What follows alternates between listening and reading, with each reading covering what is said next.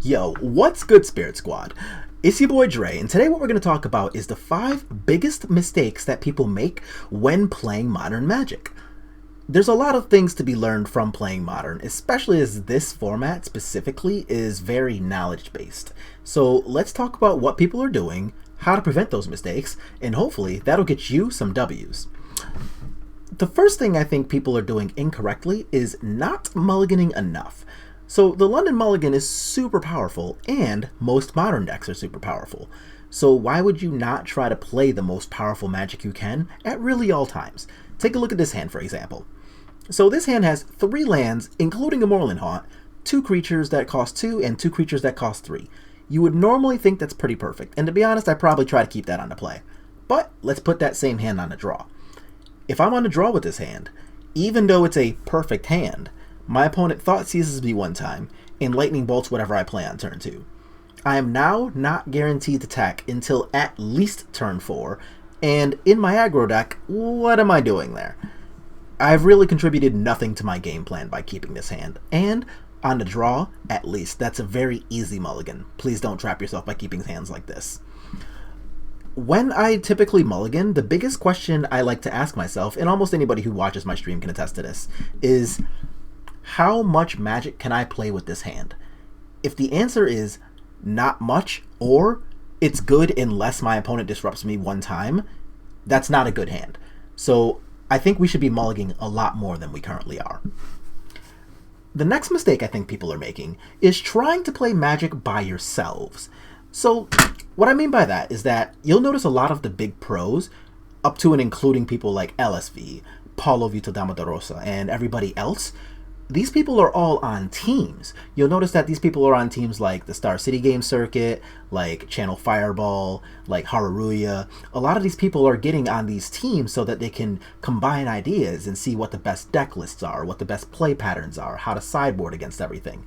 And when people like PVDDR and LSV are using teams to get better ideas, why are you not doing that? There is no way that any one person knows all 70 or so decks in Modern. Heck, I don't even know everything about spirits.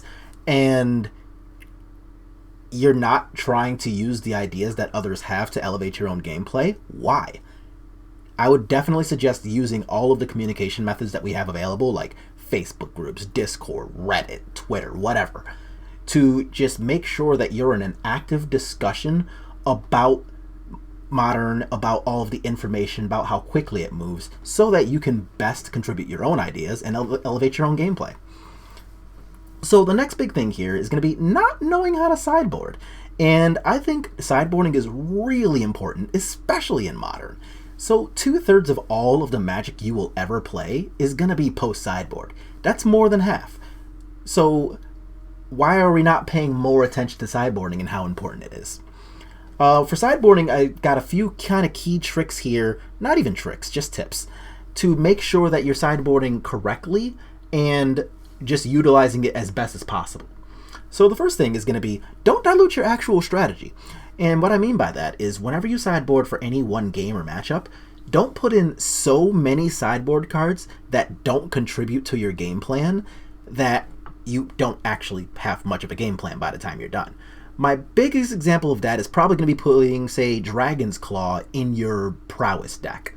So if you're putting like a card like Dragon's Claw in your Prowess deck, yes, gaining life can be important in those mirrors. And sometimes you can avoid lethal by doing that because Dragon's Claw is a powerful card when both decks are playing red.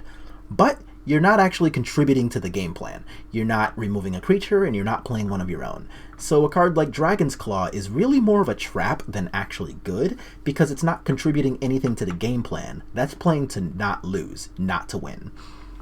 A good example of knowing what your sideboard cards have the ability to do is actually a tournament that I was playing back in like 2017 or 2018, something like that.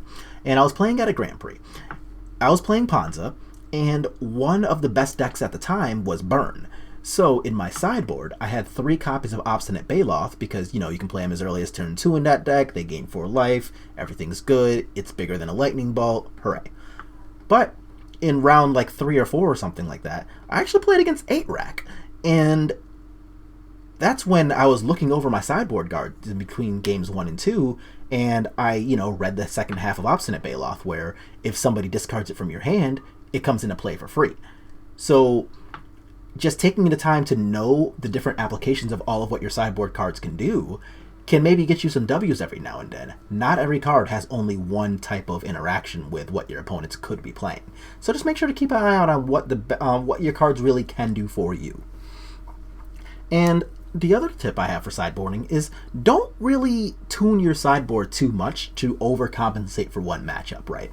So sometimes you're just going to come across a bad matchup. There's 70 decks in Modern. It's gonna happen to you sometimes. Rather than trying to overcompensate your sideboard for what could be a bad matchup, honestly, take the L. Sometimes you're just going to come across a bad matchup, right? And it's not really worth sacrificing a bunch of your sideboard cards to make a matchup even rather than like super negative. For example, of course I play Spirits, and one of the things I never want to see is Elves. Elves doesn't even come up that much, so when I do come across it, I'll just accept that Elves is terrible for me. Like, I'm gonna get run over, they're gonna have 10 creatures on turn 2 or 3, there's nothing I can do about it.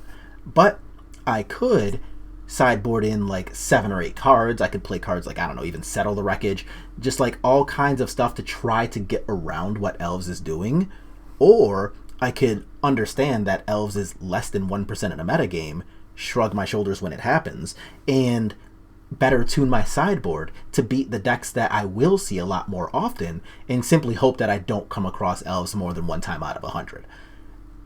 So I wouldn't really like trap myself into playing 9 cards that come in for Elves just to try to make that matchup even, when you could just acknowledge that you only have 15 spots to work with, and better tune your sideboard to the decks that you will either see more often or are actually salvageable matchups. Either way. So the next big thing here is going to be not reading cards.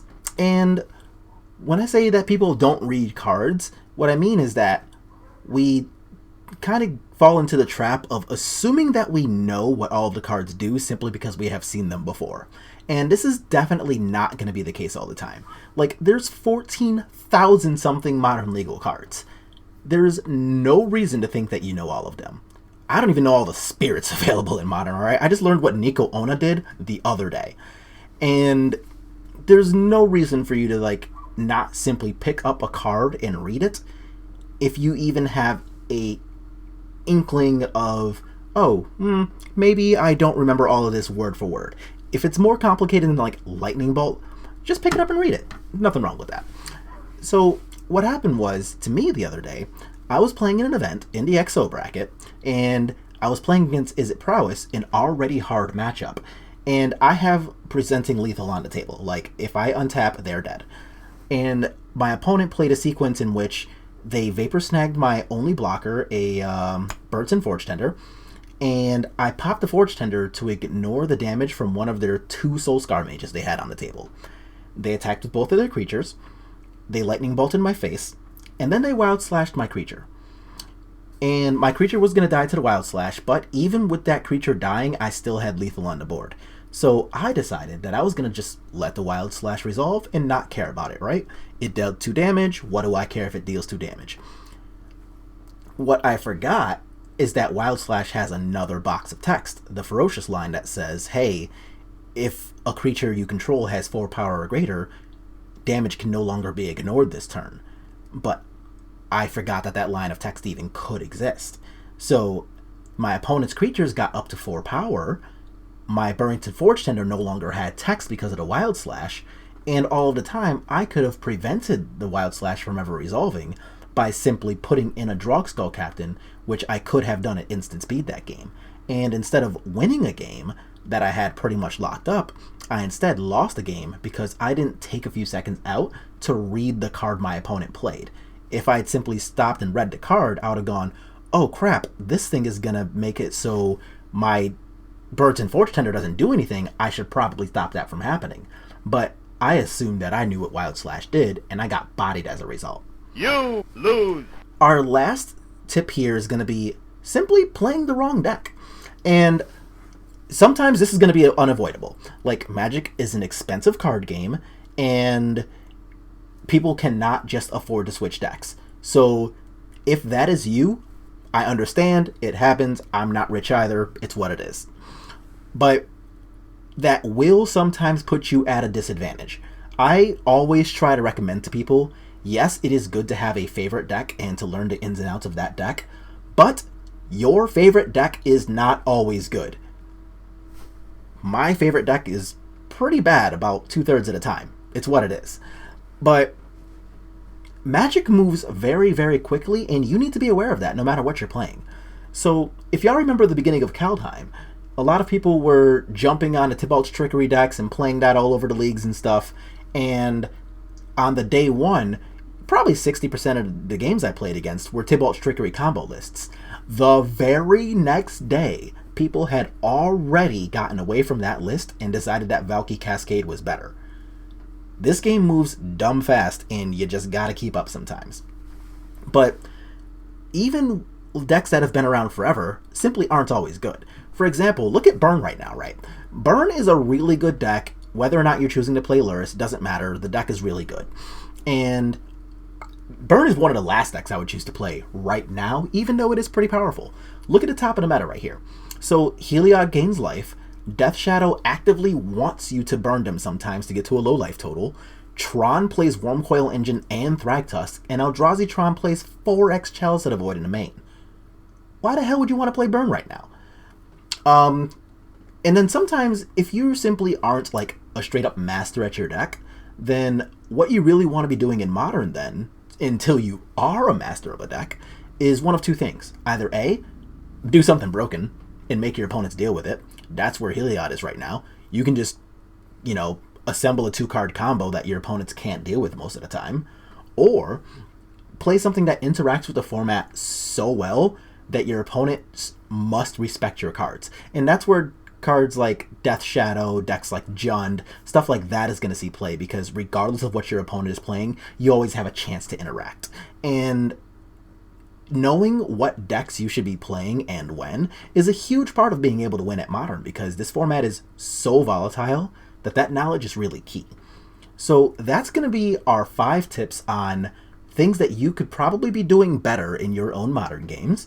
If you have more tips or think that I should have added something, let me know right in the comment section. And as always, if you like what you're watching, make sure to like the channel and subscribe to the video. But other than that, I will see y'all on the next one.